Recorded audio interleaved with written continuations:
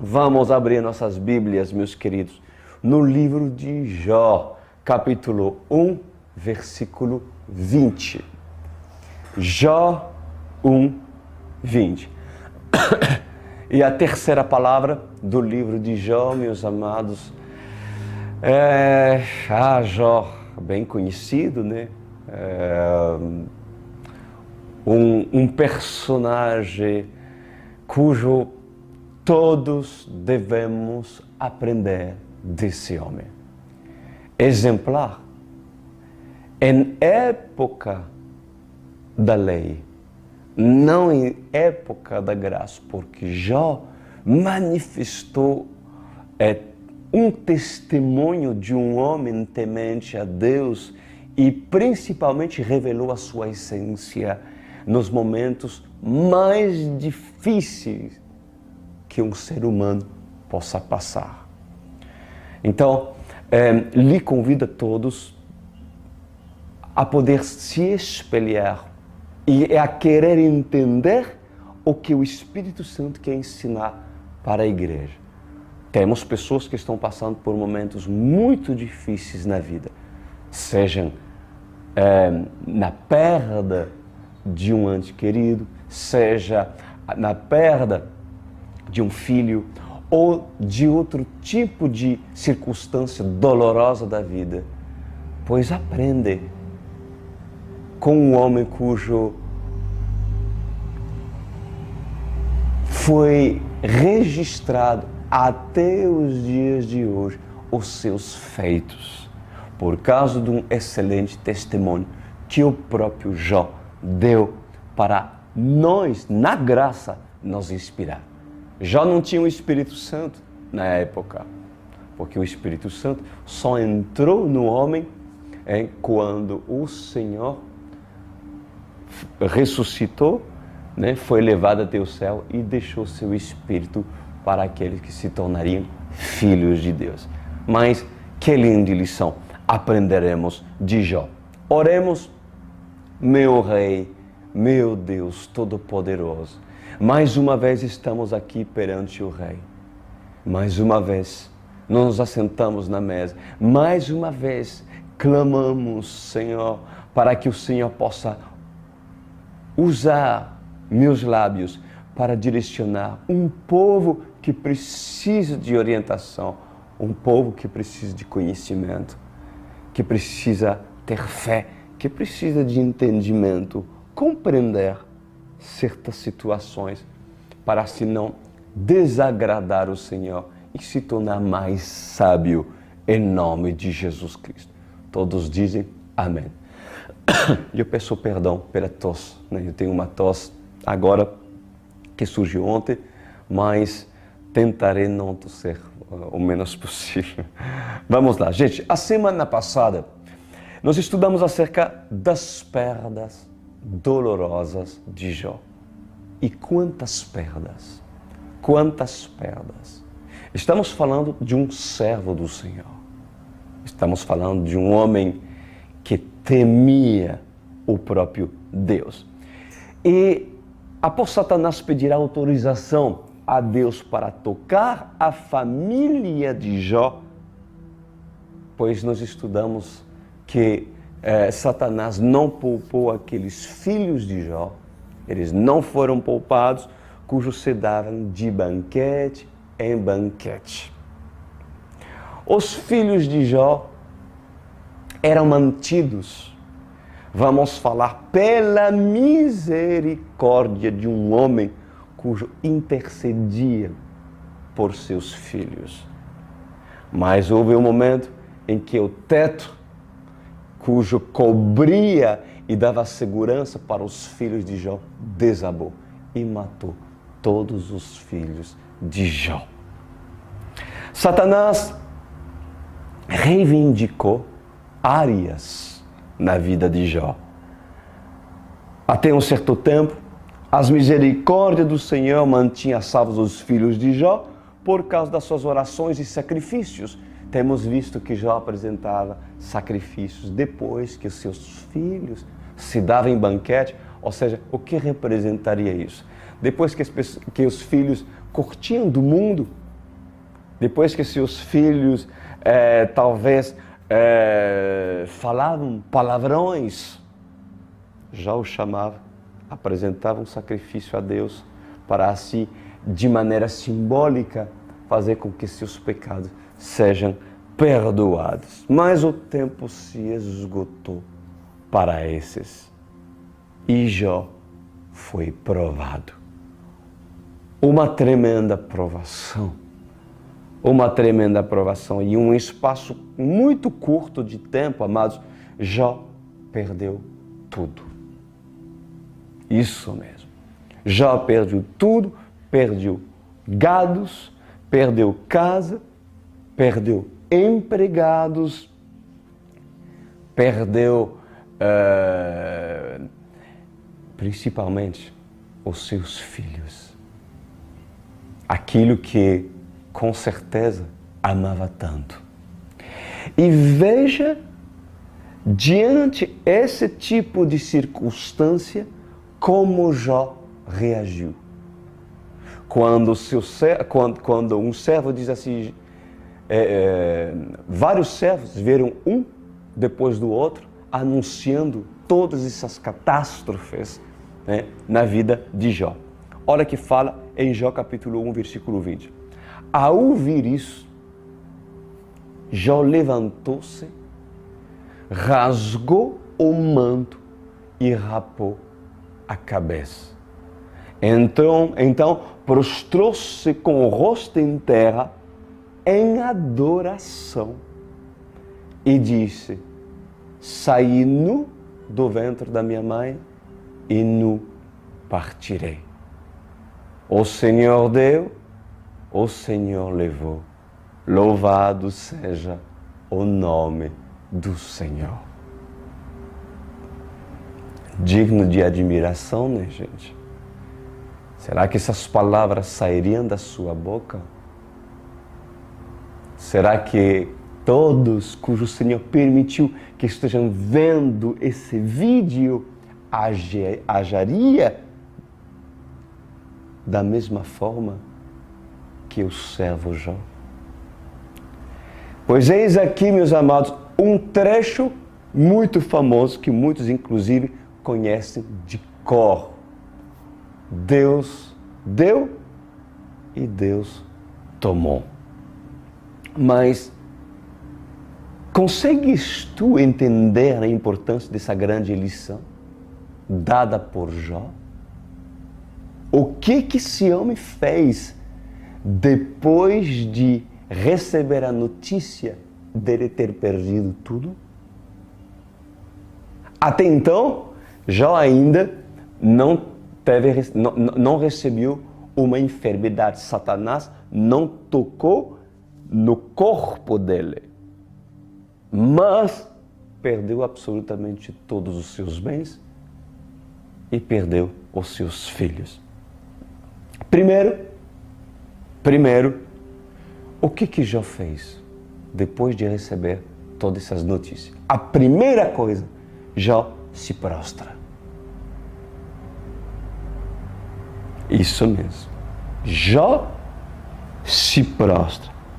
Ele não sai quebrando tudo. Ele não sai murmurando. Ele não sai culpando a Deus. Não. Ele se prostra e... Por quê? Porque procura o Senhor. Imediatamente procura o Senhor. Ele não vai procurar coach, ele não vai procurar psicólogos, ele vai se refugiar no Senhor. No Senhor. Segundo, Jó, ele não inventa pretextos da dor da sua alma. Presta atenção, da dor, porque é inevitável sentir uma dor intensa pela perda de entes queridos, de filhos. Só que Jó, ele não inventa pretexto da dor da sua alma ou do choque emocional que recebeu para abandonar o Senhor. Ou até mesmo desanimar de buscá-lo. Porque perante tais situações, muitos abandonam Deus. Abandona Deus. Porque são do tipo que pensa: para que eu iria buscar o Senhor? Se todas essas coisas terríveis aconteceram comigo, qual seria o objetivo de procurar o Senhor? Se Ele permite tudo isso contra mim. Já ouvi pessoas, inclusive muito perto, família, falar para mim: Deus tem prazer de me ver sofrer. É escandaloso ouvir isso. Mas nós vamos ver justamente que essas pessoas, por não querer conhecer Deus em intimidade, passa a justamente não entender quando passam por situações assim e sendo elas desaprovadas por Deus, pois permanecem assim como elas estão. E nunca sairão desse buraco, nunca sairão dessa situação, porque são pessoas murmuradoras, ignorantes, que ignoram a verdade e assim pagam por sua ignorância. Como devemos aprender de Jó? Oh, igreja, como devemos aprender dele? A dor da alma que o abateu ao extremo o fez prostrar e adorar. Pois certamente poucos são aqueles cujo perante a dor e sofrimento se rendem perante o Senhor. Isso é uma realidade. Ao contrário, pois por esses não entenderem o porquê de uma perda, em vez de se humilhar e encontrar refúgio naquele que consola, pois esses endurecem os seus corações murmurando e até mesmo blasfemando contra o próprio Deus. Blasfemando, amada igreja. Já vi isso. A atitude de Jó revelou algo muito importante no reino espiritual. Com certeza. Tanto para Satanás, como também para o reino dos céus. Para Jó, o amor de Deus, a honra a Deus, a fé em Deus, não depende daquilo que o Senhor possa dar, ou possa acrescentar como bens ou pessoas. Jó, ele entendeu que o mesmo Deus que deu é o mesmo Deus que toma. Mesmo que você já tenha ouvido essa frase, vivê-la, entendê-la porque você viveu isso, compreender essa frase de Jó, e eu lhe falo, todos aqueles que são capazes de falar isso, quando são provados, certamente revela o quanto você ama e é dependente do seu Deus. Jó, ele entendeu que o mesmo Deus que deu é o mesmo Deus que toma. Absolutamente tudo é dele. Você pode estar concordando comigo. Sim, pastor, eu concordo, tudo é dele. Mas no seu interior, no seu coração, quando algo cujo tu diz que é dele é tocado e permitido por Deus, como você reage? Tudo é dele. Jó, ele aceitou se desapegar. Olha isso. Eu usei essa palavra, desapegar, porque Quem não tem apego aos seus filhos? Quem não tem apego e amor para um filho, para um esposo, uma esposa? Mas essa aceitação de Jó fez com que Jó entendesse que há uma aceitação de desapego, de se desapegar naquilo que para muitos que estão inclusive nos assistindo é impossível. Eu não conseguiria me desapegar dessa pessoa, pastor Cris. Eu não consigo me desapegar do meu pai, que sempre amei tanto. Eu não consigo me desapegar da minha esposa, que andou do meu lado 60 anos, 50 anos.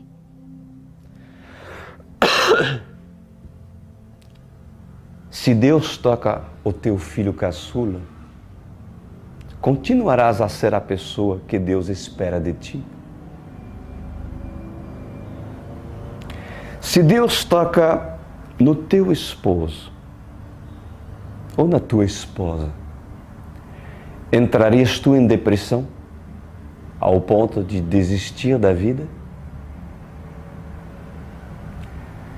E se o teto dos seus negócios desaba, fazendo com que sofras uma grande perda financeira, conseguirias te prostrar em adoração e entender que aquilo que sempre pensava ser seu não o era, porque tudo é do Senhor? Pois Jó diz: saí nu do ventre da minha mãe e nu partirei.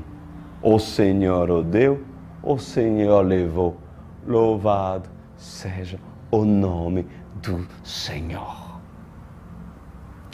Nada é nosso, amada igreja. Nada. Vamos repetir essa frase? Diga-se: nada é meu. Nada é meu. Os seus filhos não são seus. O seu cônjuge não é seu. Apenas são emprestados pelo Senhor para o cumprimento do seu propósito, para o cumprimento da sua missão. Os seus negócios também não são seus. Mesmo dando a Deus o que é de Deus e a César o que é de César.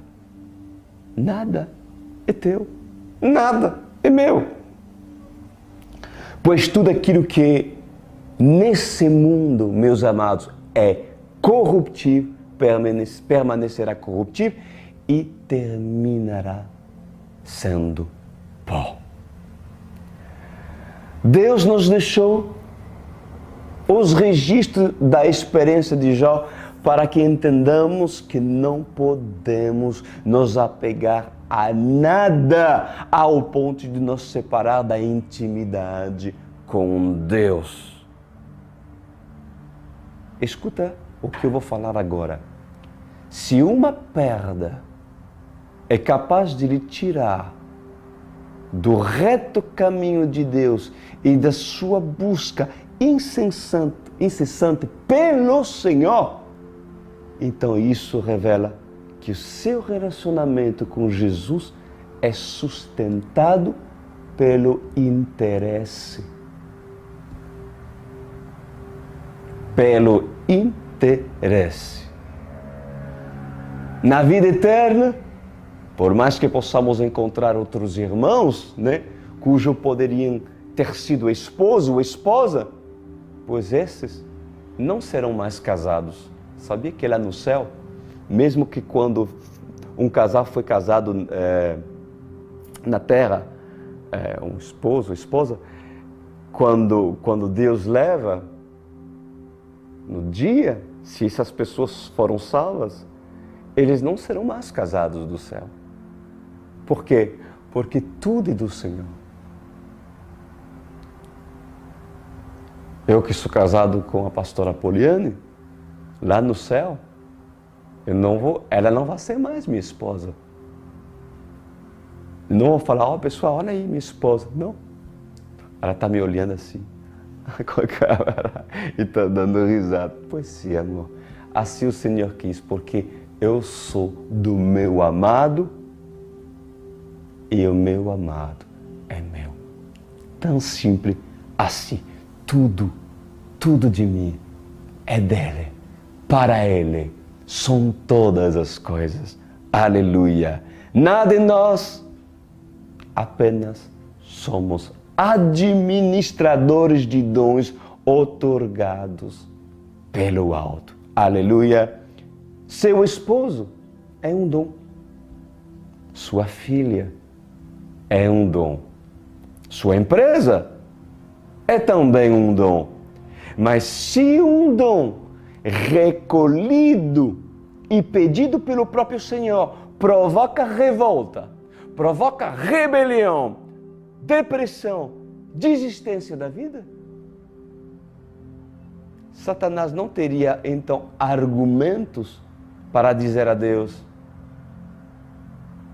estenda a tua mão e fere tudo o que ele tem, e com certeza ele te amaldiçoará na tua face. Não foi isso que Satanás perguntou para Deus?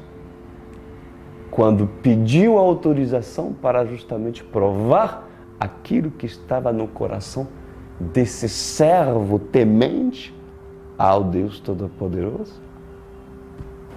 Então, alguns que estão me vendo, prestem muita atenção.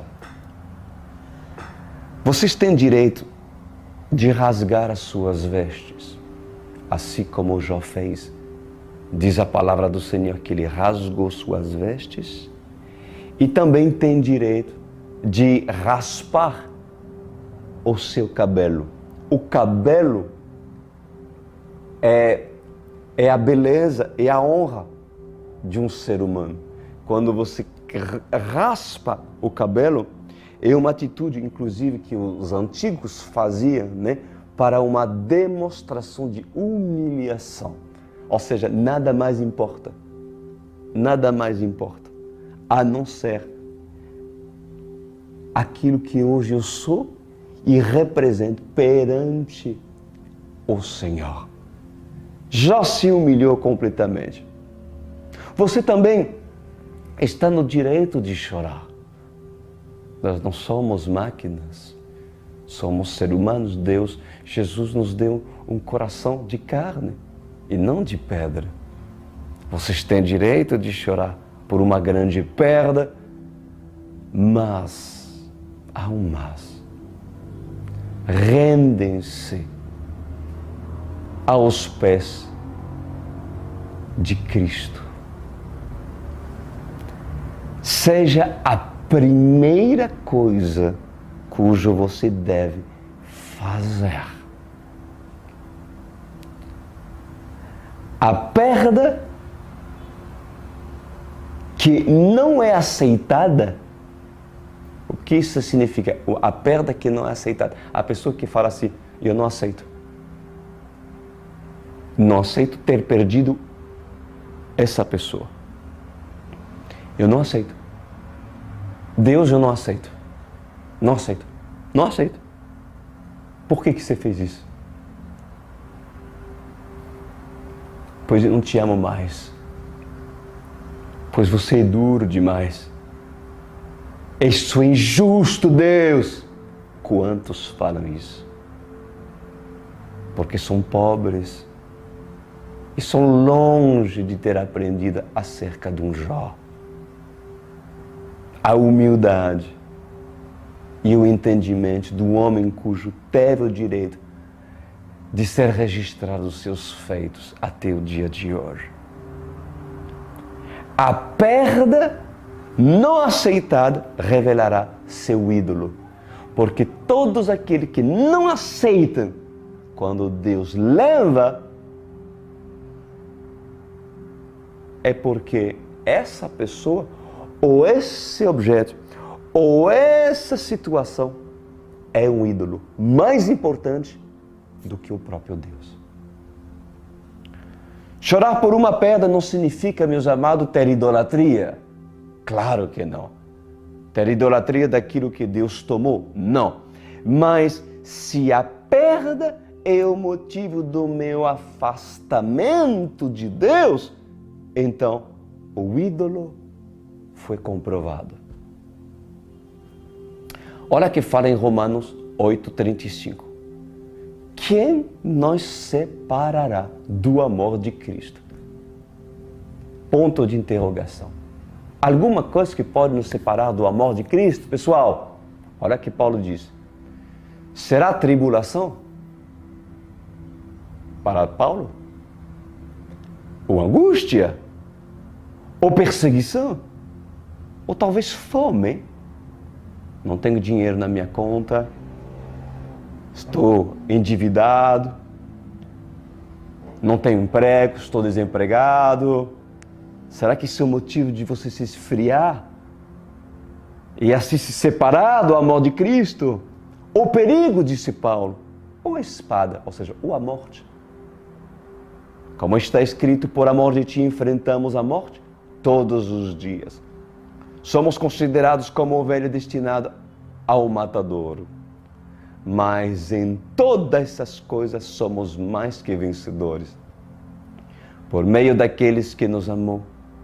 Pois estou convencido de que nem a morte, nem a vida, nem anjos, nem demônios, nem o presente, nem o futuro, nem qualquer poderes, nem altura, nem profundidade, nem qualquer outra coisa na criação será capaz de nos separar do amor de Deus que está em Cristo Jesus, nosso Senhor. Aleluia! Que palavra, que versículo poderoso. Agora, por acaso, algo conseguiu te separar do amor de Cristo? Alguma coisa foi motivo do seu afastamento?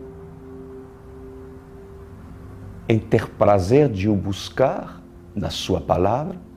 Em ter prazer de orar e desenvolver uma intimidade com Cristo? Ou algo está influenciando a tua vida e te separando pouco a pouco daquele que morreu por ti? É a fome que te impede?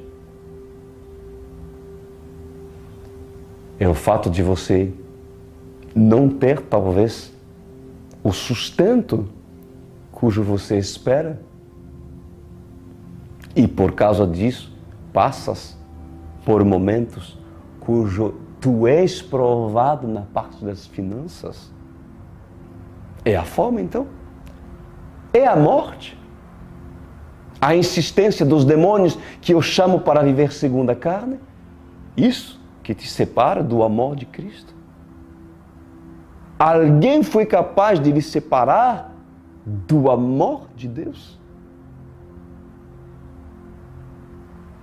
Por acaso, Deus não é a palavra? Então, por que alguns alegam dizer que continuam amando a Deus, sendo que não tem mais prazer em ler a palavra do Senhor e se submeter aos seus princípios? Pois a preguiça espiritual de alguns os separam de Deus. Sim, mesmo esses alegando, eu amo a Deus. Se Deus te dá, se Deus te agracia, agradece-o. Mas jamais faça desse dom o seu ídolo. Por acaso, Deus não pediu para Abraão Isaac? Ele não pediu para ele que Abraão sacrificasse, ou seja, morresse? Me dá para mim. Pois aprende, amada noiva, presta atenção, aprende.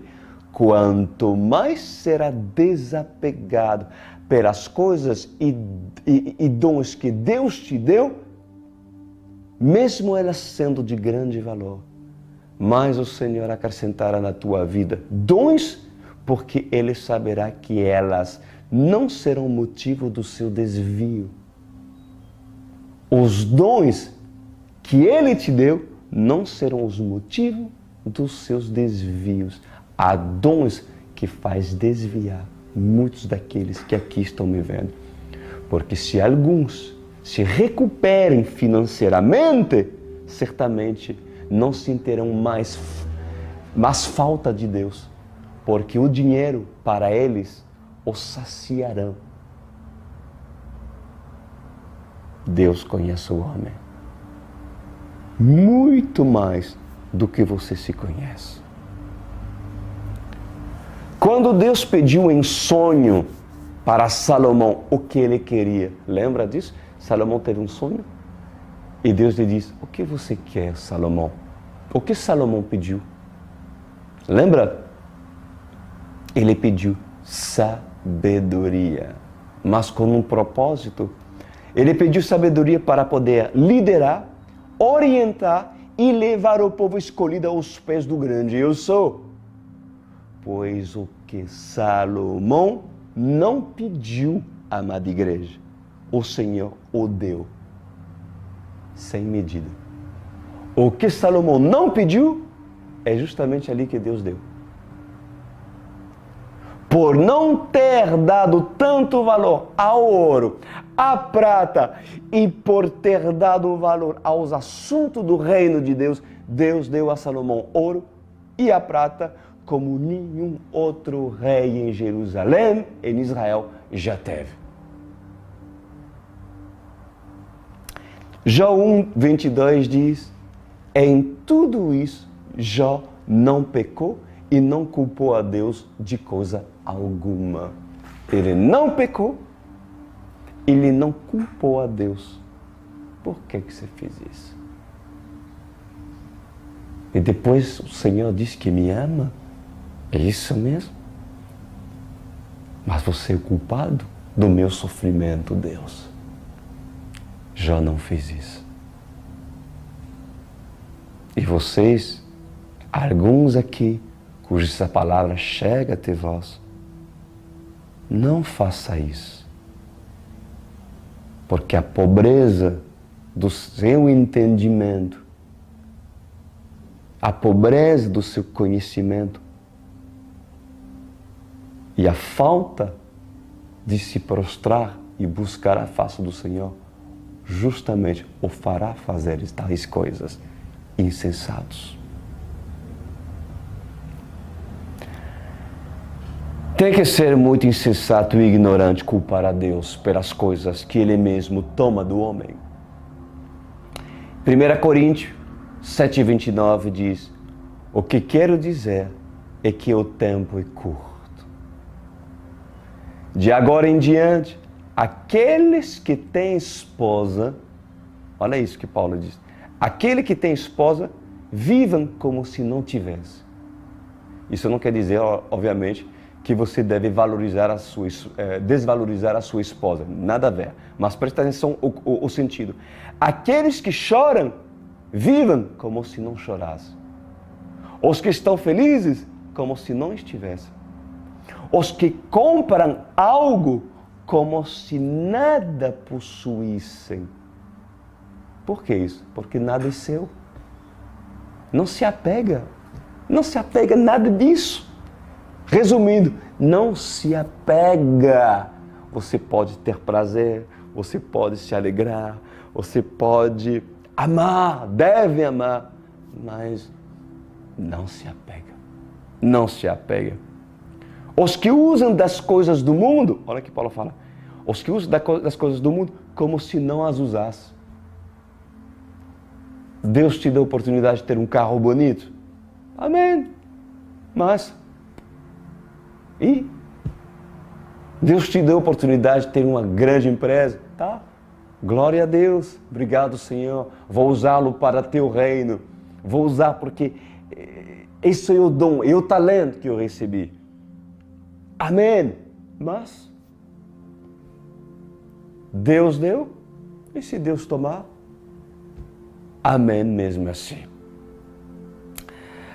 Olha que fala o capítulo 2, tremendo isso aqui. Já começamos pela segunda provação de Jó.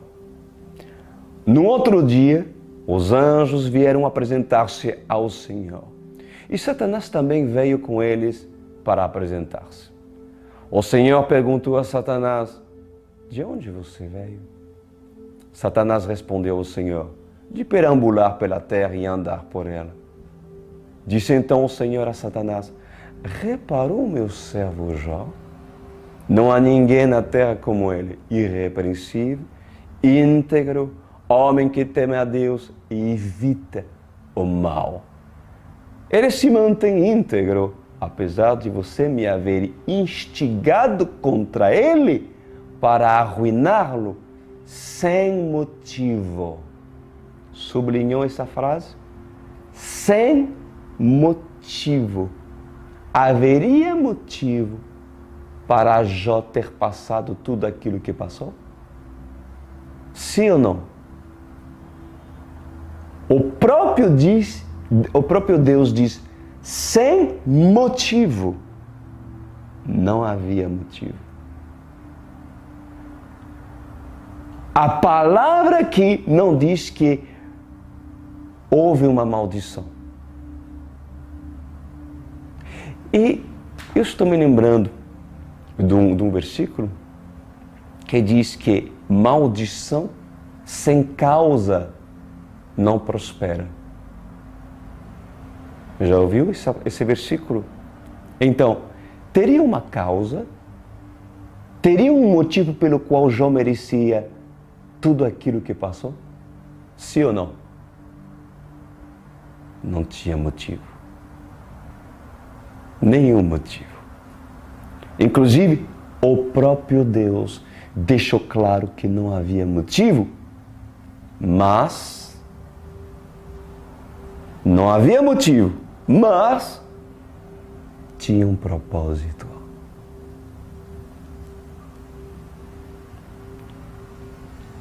Alguns precisam se tornarem sábios aqui, tá?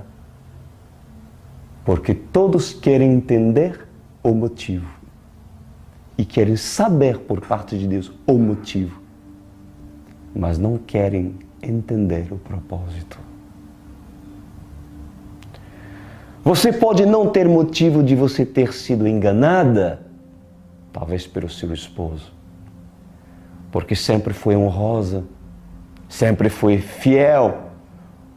Pode não ter motivos de você ter passado por algumas perdas até o dia de hoje, amada igreja.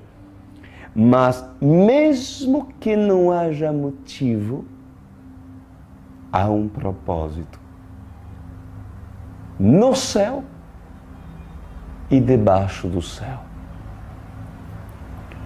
O motivo que Satanás pode encontrar para lhe acusar sempre se refere, amado, à santidade do homem. Mas o propósito que Deus tem para a sua vida é resultado de uma vida cujo não tem motivo de acusação. Então, a perda nem sempre está ligada à legalidade. A perda nem sempre está ligada à legalidade, porque para o próprio Deus não tinha motivo. Ela pode estar ligada, sim, a situações que há pessoas que perdem porque sim, há legalidade, mas nem sempre. E mesmo que não haja motivo de um crente passar pela dor, para esse que está passando pela dor, mesmo que não haja motivo, pois o propósito do Pai nessa vida deve se cumprir. Por acaso, Jó não seria uma tipificação de Cristo? Jesus Cristo, o Messias, sendo santo, santo e santo, sem pecado, haveria motivo dele ter sofrido tanto na cruz do Calvário? Havia um motivo de Jesus Cristo ter passado por aquilo que passou? E padecer, levado como ovelha ao matadouro, de passar por tal sofrimento? Haveria motivo? Me responde, igreja. Não, não tinha motivo, não havia motivo, mas havia um propósito. Isso mesmo, alguns responderam. Havia um propósito. Na perda da sua própria vida, houve o propósito do Pai salvar multidões e reconciliar o homem com Ele. Poucos entenderam, inclusive, o propósito do sofrimento da cruz. Sabem por quê? Sabe por que poucas pessoas, mesmo no seu tempo, 2 anos atrás, entenderam o propósito do sofrimento da cruz? Porque não havia motivo. Porque eles não entenderam. Não havia motivo, Senhor. Não havia motivo. Ele é inocente. Consegue entender? E até o dia de hoje, Israel continua não concebendo o fato de que Jesus é o Messias. Por quê? Porque para eles é inconcebível imaginar Deus fazer-se homem e sofrer, porque não haveria motivo. Não haveria motivo de crucificar Deus, cujo não teve motivo para acusá-lo. Consegue entender? Mas os judeus e aqueles que ainda vivem fora do caminho não entendem porque buscam o motivo e não o propósito. Nem sempre o propósito, meus amados, é entendido na hora cujo você quer as respostas. E haveria motivo de acusações pelo Paulo ter sido mordido, lembra, na ilha? Quando estava reunido numa fogueira com os marujos, mordido por uma serpente que surgiu do mato. Haveria motivo de Satanás reivindicar algo de Paulo? Não tinha motivo, mas tinha propósito. Porque quando Paulo foi picado, alguns falavam, olha aí, ele vai morrer. Por quê? Porque esse cara não é de Deus, não. Ah, é? Sacudiu, lançou a víbora no fogo, queimou no fogo, e quando esperaram, depois de um tempo que ele estava perfeito, eles começaram a ficar impressionados. E foi um tremendo testemunho, porque Paulo manteve fé, porque sabia que Deus estava com ele, por isso que estava seguro de que não morreria. Pois o testemunho de um homem que mantém fé, quando é picado, mesmo sem motivo, faz com que haja um propósito ao redor daqueles cujo tu convido para ouvir a palavra de Deus, porque a fogueira é a palavra. Há um propósito de você ser picado sem motivo. Amém ou não amém? Para Tomé, esse veio a entender o propósito quando o Messias se apresentou para ele. Para João, para Pedro, para Tiago, Essas vieram entender o propósito também após terem sua experiência, após a ressurreição do Mestre. Pois ali está o segredo do propósito. Qual é o segredo do propósito? Permanecer firme, mesmo que não haja motivo da dor.